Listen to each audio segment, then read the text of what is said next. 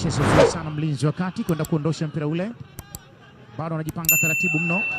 Huenda ikawa ni nafasi ya kutengeneza mpango. Chuga Juma Issa Bushiri. Huyu ndiye nyota ambaye nilikwambia. Bushiri!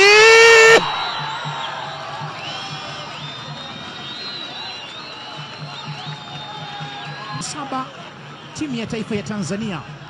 Alikuwepo kule Morocco.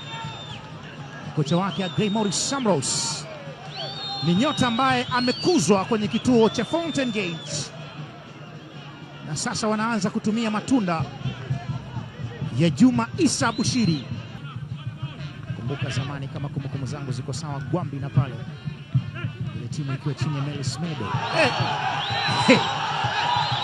Anachokifanya Issa Juma Bushiri ni dhahiri kwamba anajiweka sokoni. Kama atakuwa na kiwango hiki kwa msimu mzima ama nusu msimu, sijui kama tutaendelea kumuona huku Tanzania. Tukara amechukua utamu sana Jimson Mwinuke, ile inatengwa tena 1 2 3. Juma Issa huyu amewapunguza. Issa Juma naiko chini, mwamuzi anasema ni madhambi yale yamefanyika. Juma Issa Bushiri unaonekana kuwa mwiba mchungu kwelikweli kwa walinzi wa Dodoma Jiji.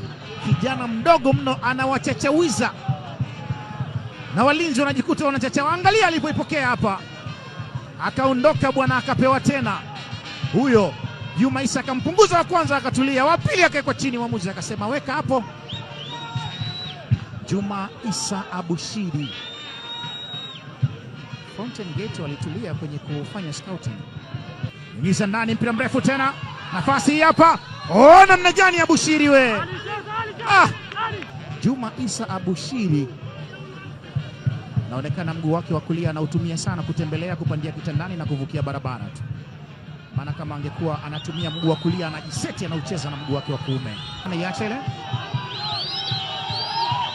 Bushiri ameachia pasi moja, Munawara huyu hapa, anakuja Mwinuke, jaza ndani kule, sasa nafasi.